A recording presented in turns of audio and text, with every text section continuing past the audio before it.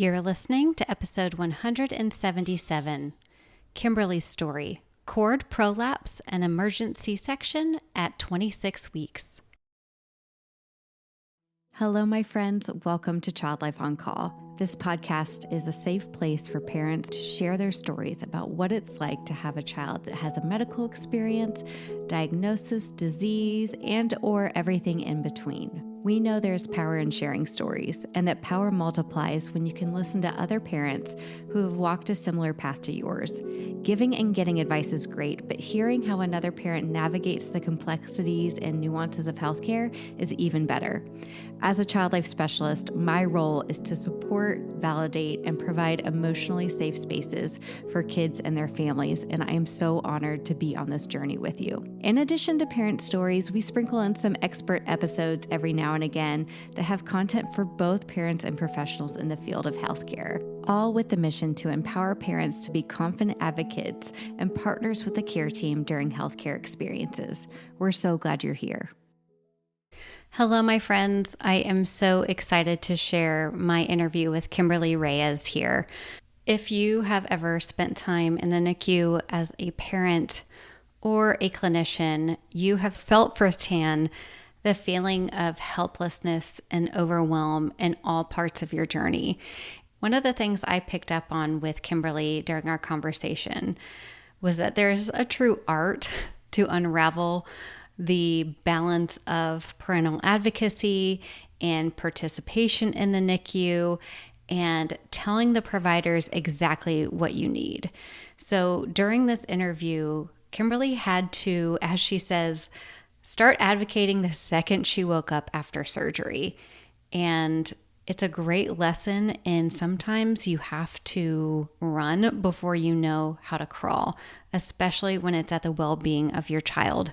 So I'm so grateful for the perspective and the lens that Kimberly brought to this episode as a mom, as a NICU advocate, as a Black mother, as a writer, as a lifelong learner. I'm so grateful that you are here, Kimberly, and I can't wait to share this episode with you.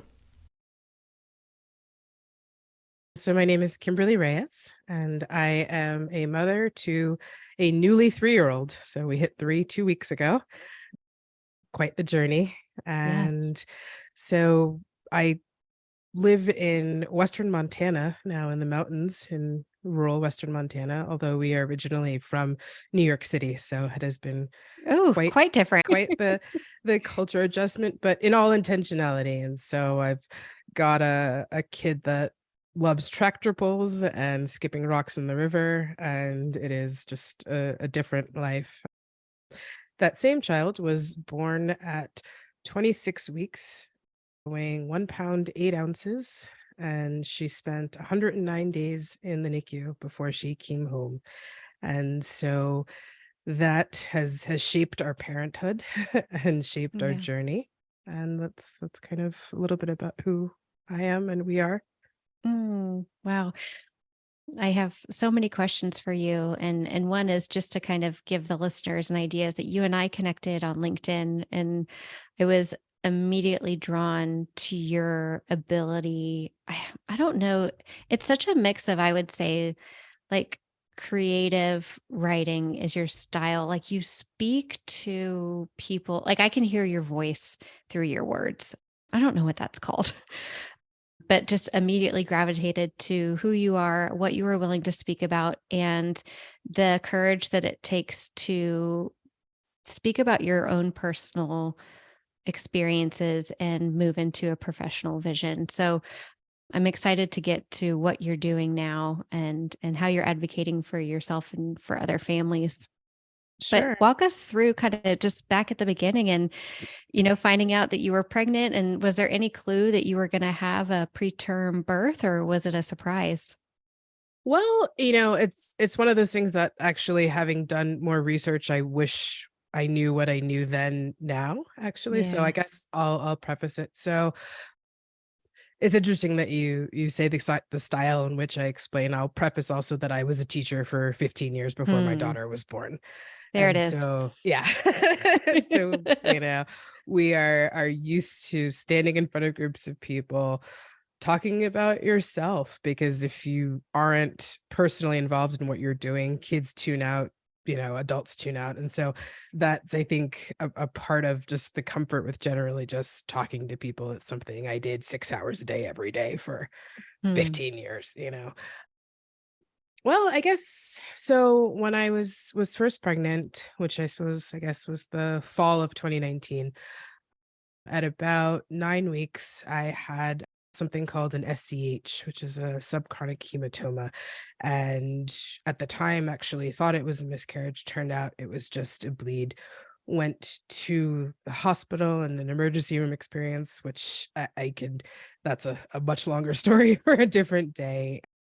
But already started to, in that experience itself, feeling some of that not being heard, not being seen, not being Mm.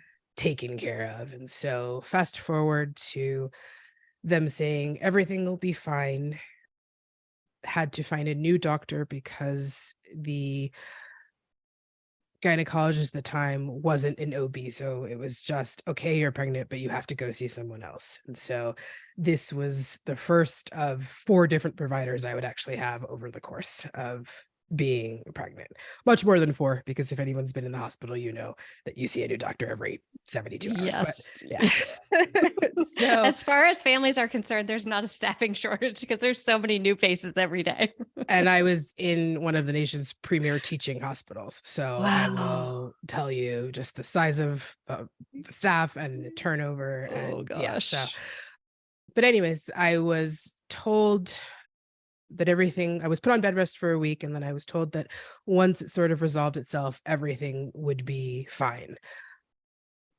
Further research, as a researcher and diving deep into medical journals myself, turns out had I maybe been on bed rest, things might have been different, because I really should not have gone back to the stress of teaching elementary school, being on my Mm. feet all day, being yelled at by parents, all of the different things that, Yeah.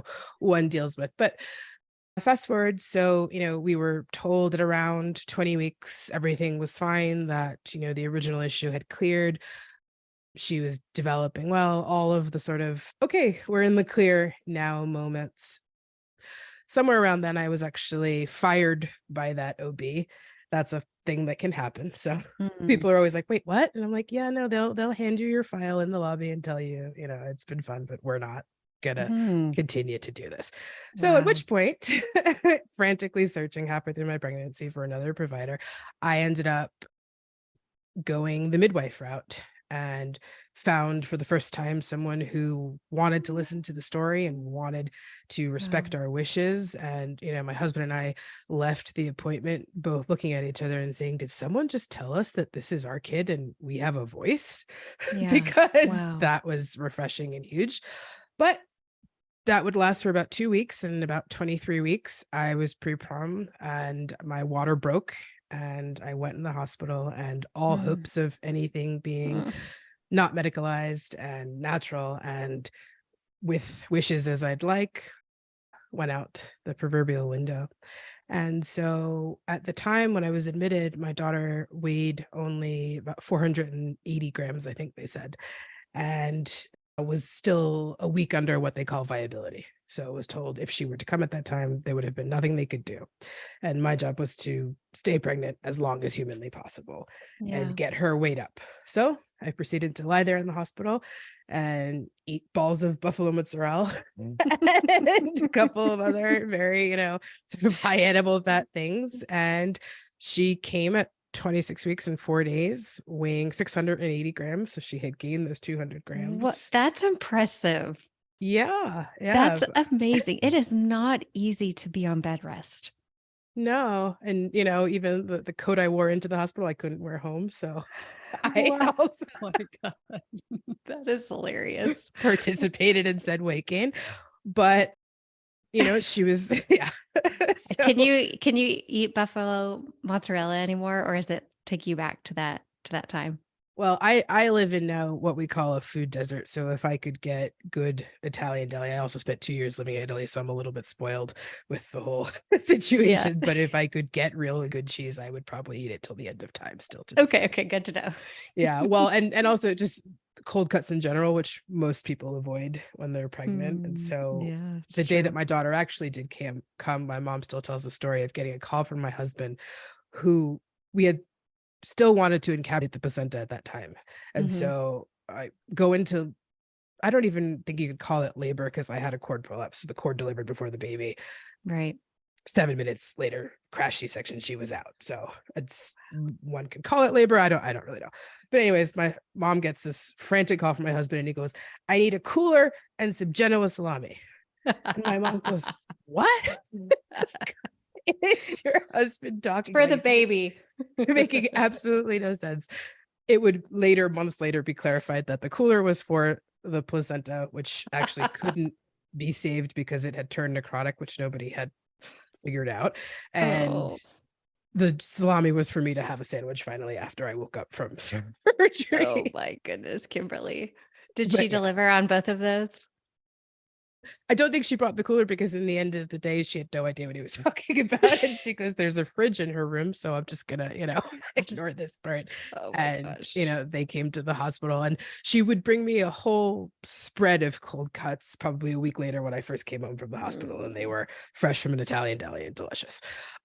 But nonetheless, so my daughter comes at 26 weeks, weighing a pound and a half, and we begin this NICU journey in, Yeah.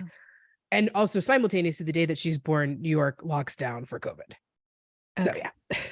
So a series of, you know, events that conflate into the perfect storm of a situation where my husband and I were never allowed in the NICU together. And so she was 108 days old Yeah. before we were ever together as a family.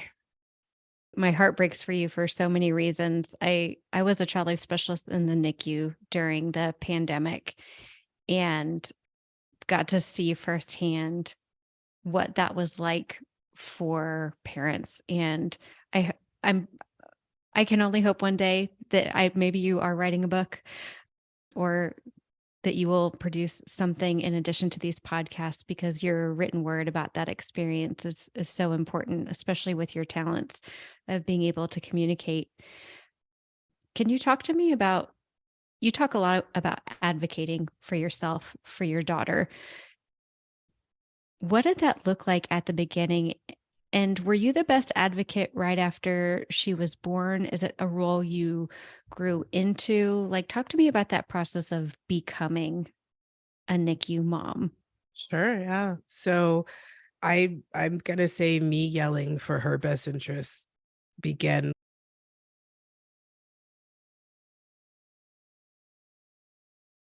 the second I woke up from surgery.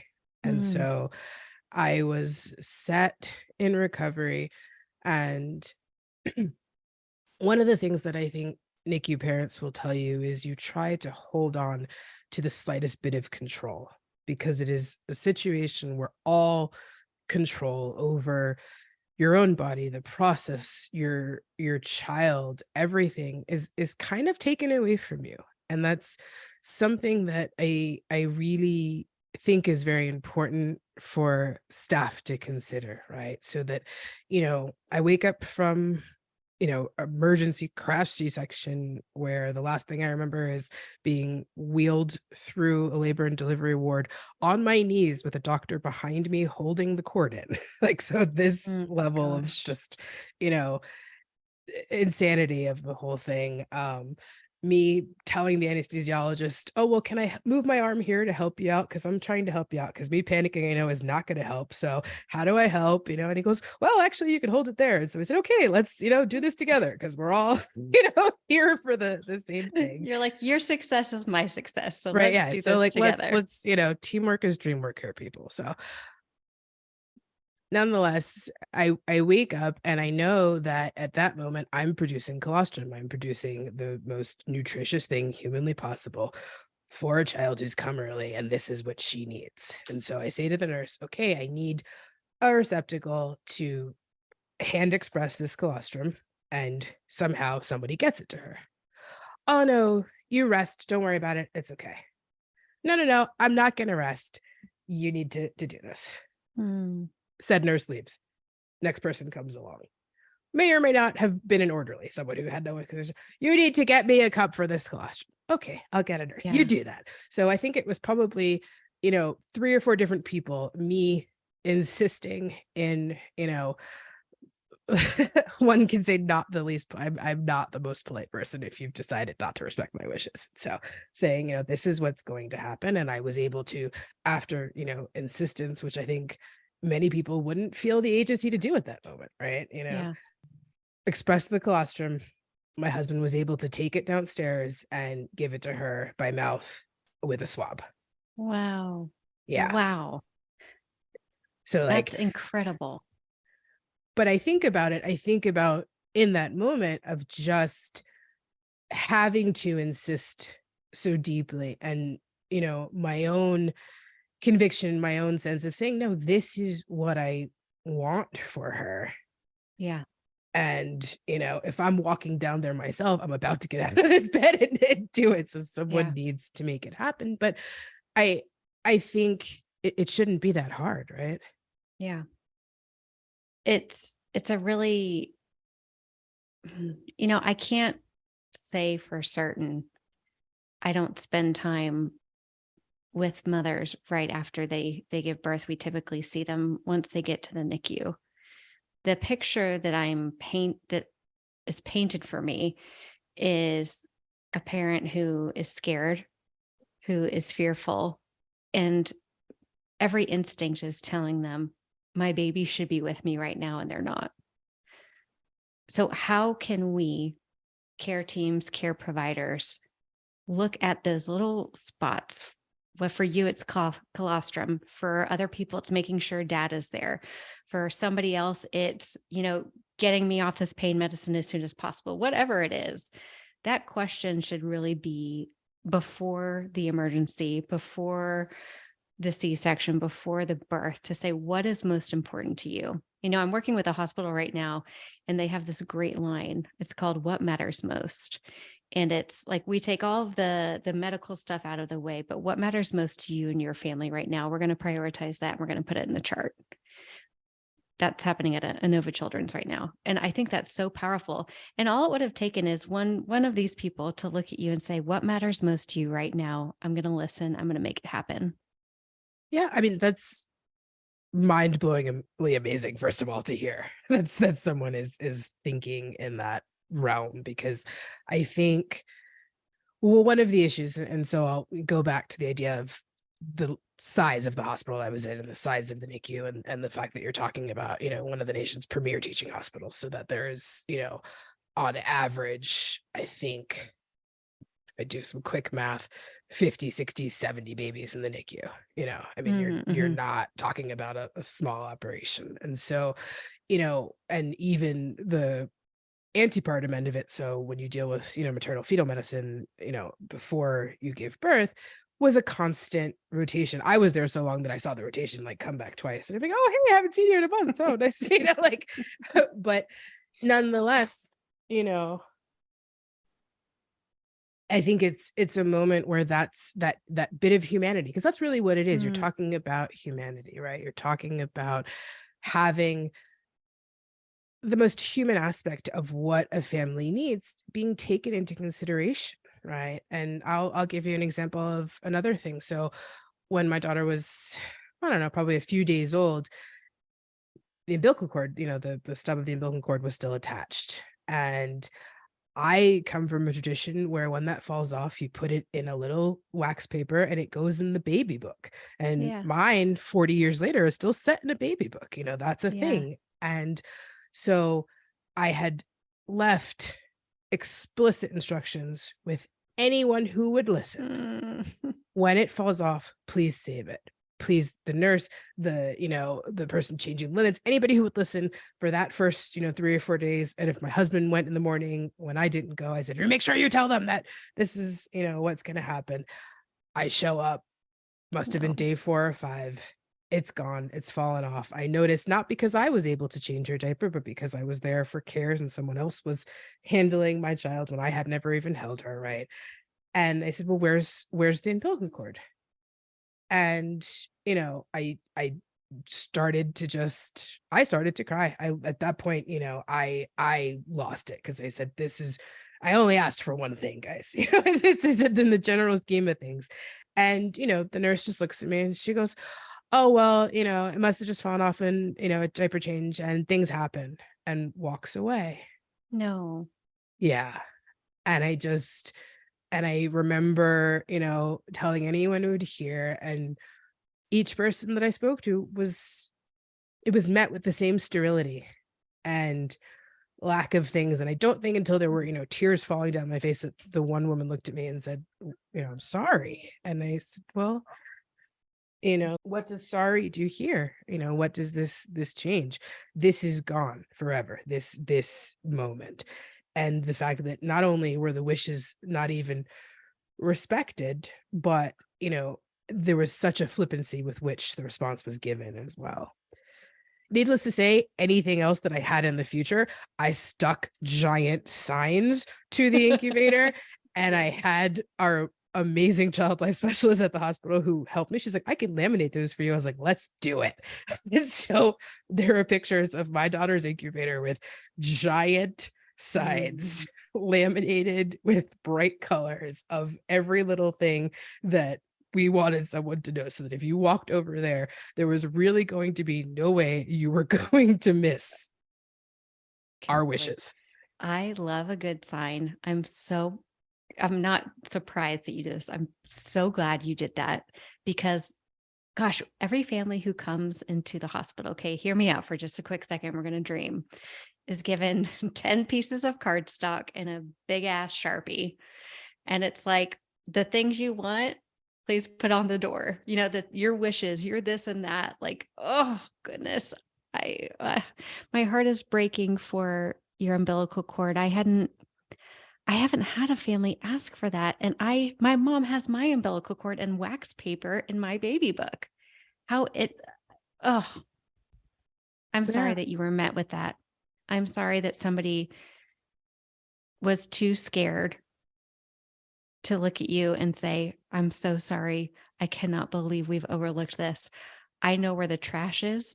I know where we put the baby diapers. I'm going to go in and look," and oh, you deserve that. Something. And I think it was at a point where they were at some level glad to see us go, because I started telling other moms, I'm like, "Hey, do you have a sign?" Mm. Like, can everybody have a sign? Do you want Love that? it. Just even Yeah. things like, them putting the first outfit on a baby, because if anyone has been a NICU Yeah. parent, you know that they don't wear clothes for a long time. And so when you finally get to wear clothes, right, it's a big deal. And It's so a big deal. I said, "Do not put that first outfit on her without me here. I will be the Yes. one to do this," right? And so just another thing that went on the sign. And Did so that happen? And were your wishes met for that? I was able to, so I came in one day and she was wearing like I don't know if you ever, it kind of looks like almost like a karate gi. It's like the white robe that they put on the baby that has sort of two flaps and it ties around the waist, and it's like the Yeah. baby version of a hospital thing. So I came in one morning and she's wearing one of those, and I'm like, "What is this?" This looks like clothes. And so, had a moment about it, and they said, "Oh, well, we just put this on." I said, "Oh, well, that's technically clothes. Shall we like have a debate about what is really clothes or not? Because like we can play semantics. I'm a linguist. Let's not do this." Sure. But yeah, so the actual clothes that a relative of us had sent us an entire like trousseau of preemie stuff. So according to the staff, she was the most fashionable NICU baby they'd ever seen, with just this ridiculous series of pajama after pajama. And so the actual outfit that was bought for her, I did eventually get to, put Mm. on her for the first time. It's these tiny touches that make you mom that we have to hold on to and celebrate. and gosh, I wish I was a linguist right now because I lose words. Facilitate for parents to have those moments. I think Putting on the deeper, first outfit. Go ahead. yeah, I think deeper than that, not only facilitate them, but be cognizant of the fact that that should never have had to be the case in the first place. Yeah. Right. So I think there's a disconnect because it seems to be in an attempt to be such good caregivers, right? And I've got, love to the end of time for the NICU staff and for the people that did literally keep her alive. That's not the point. But to understand what it means for a parent that all of that agency has been taken away. So that for someone to have to facilitate me holding her for the first time, which by the way didn't happen until she was 57 days old, and me to wait that morning for a nurse to flippantly say, okay, well, she's been extubated, but you still have to wait 2 hours because it's not care time. And I almost lost it. Right? I said, Yeah. what do you mean? I'm sitting here. We've been waiting until today was the day. Like this is holding day. Like, what are we, And so really to deeply understand what it means psychologically for a parent to not be able to make those decisions, to not be able to pick up a child when they want, to not be able to nurse, to not be able to decide how much and at what time and by whom they're being fed, right? All of these things that are normally a given, right? As the parent. And so not even saying how do we facilitate it, but recognize what it means that you as the staff and the provider and the whatever position you hold now have to facilitate something for someone that it should just be that person doing it. That's really important. I think you're right. I know you're right. It's a recognition. And I think that's when we talk about sort of the deepest levels of sympathy and in some cases empathy. Empathy is hard because you have to have experienced it in order to understand, right? Sympathy is a bit easier because you can say, I understand how you feel, as opposed to saying, I know how you feel, right? And so, but just recognizing, the grief and what I love in a lot of the NICU community is we talk about different things about grief. Grief is not just the loss. Grief is also looking at the loss of experience. And so understanding that parents with a child in the hospital are grieving so many things, and chief amongst which is they're grieving normalcy. They're grieving having that picture perfect birth and holding the child after you birth it. And, the Pampers commercial we've all seen, which I still can't really handle, kind of brings tears to my eyes because I'm just like, that never happened. And understanding what it really means to be dealing with a family that's grieving the loss of expectation, the loss of normalcy, the loss of a joyous experience surrounding the birth of a child. Kimberly, what has helped you the most since having this very transformative experience of being thrust into the medical setting with you, not just you, but you and your baby, your husband? But when we strip away the educator part of you, the historian part of you, what has helped the most for you in yourself, your personal journey through all of this?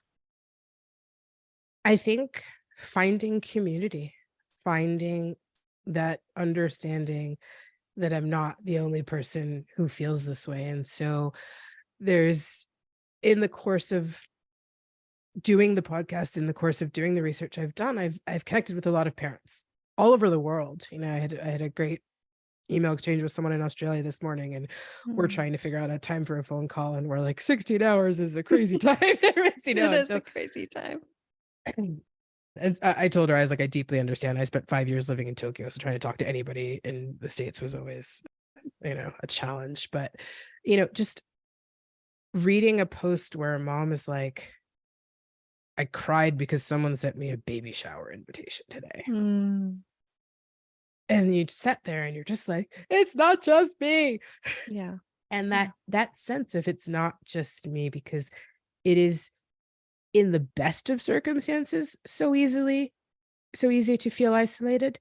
But given the way that all circumstances have been exacerbated in the last few years, it was actually deeply isolating, right? It wasn't actually just feeling isolated. You in fact were isolated, right? Yeah. And for many parents, still the same, right? For children with medically complex, for parents with medically complex children, right? This is a reality that so many of the normal milestones, so many of, the moments in life happen in isolation and happen in this sense that I'm the only one going through this right now and at this time. And knowing that not to be true has been comforting, empowering, and also a motivation to make sure that the next person feels that way too, right? It's so beautifully said. And I'm grateful that you're doing what you're doing now and sharing what you've been through. Where can people listen to your podcast, hear more from you, connect from you, and what kind of people do you want tuning in and following along with what you're doing? So we have a website. So the umbrella organization of everything we do is called All the Unexpected. And Mm, I love that. it came from a play on the what to expect, right? Because Mm. when you're expecting a child, they tell you, and I sat there with the app too, and I'm going, oh, we're a grapefruit today. Okay, and so doing all of these things, right? And so, but what happens when it's unexpected? What happens when the baby comes early? What happens when there's a speech delay? What happens when you are medically complex as a preschooler, right? What happens in all these different times? And so it is for every parent, family, and I say, and anyone who has, a tiny human in their life, right? So it's because we discuss the range of issues. And so if you go to all the unexpected, which is one word, .com, that is the hub. There is links to the podcast there, to articles. We've produced 2 short documentaries this year talking specifically about Black maternal health and the maternal mortality crisis, which is deeply rooted in history. So as a historian, I've spoken about how we got here. And I think how we got here is a very important way to make change for the future, because if you don't understand how you've gotten somewhere, how do you move forward, right? Mm, Um, absolutely. we also have recipes for healthy living, because I think nutrition is such a huge part of it, especially if you're talking about preterm birth. Their gut flora, their stomachs are incredibly, for lack of a better word, abused by the Mm, earliest parts of their lives. And so how do we nourish children, not only physically, but mentally and spiritually? So we talk mm, about parenting. Gentle parenting is a huge part of what we discuss. How do we evaluate our own emotions and our own emotional connections to children, and sort of the things that they trigger in ourselves, and kind of healing? And so it's really about healing as a family, right? As a unit, as a larger community, right? So like I said, anyone who interacts with the children. So yeah, alltheunexpected.com, and also on all your friendly socials. So on, mm. Instagram, Facebook, Twitter, Discord, any of it, all of we're All the all unexpected on all of the things. And I love it. yeah. And so that's where you can find us. I get comments and things from parents, and it's wonderful to hear from people all around the world. So we've got podcast listeners in 64 countries right now. That's And amazing. I get, emails. I got an email from a mom in Nigeria saying, I heard my story in what you were talking about. And Whoa. so just I love to hear from people. Have no problem answering like questions or resources. And I find myself, people will send me, hey, where can I find something about this? And I'm like, hold on. And I'll send you an email with, 10 links. And so very much, in the process of making sure that people have the resources they need and feel heard and feel seen.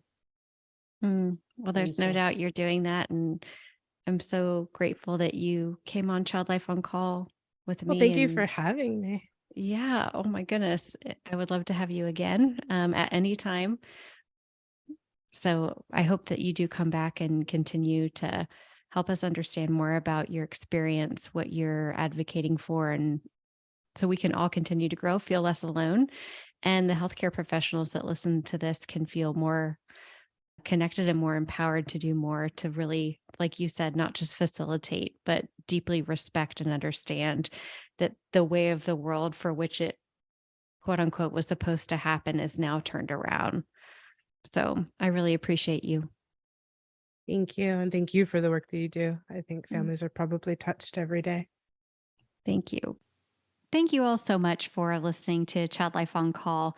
If you head to our website, childlifeoncall.com, you're going to find all sorts of stuff there for parents, professionals, healthcare providers, child life specialists, no matter who you are. Actually, when you just go to our homepage, it'll help you direct to exactly where you need to go.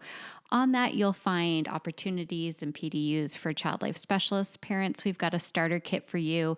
And clinicians, we even have a clinician course, which teaches you how to be a confident and capable caregiver in pediatrics. We're so grateful that you're here. Please DM us on Instagram.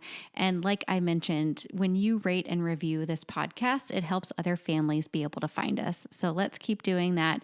And I will see you again here next week.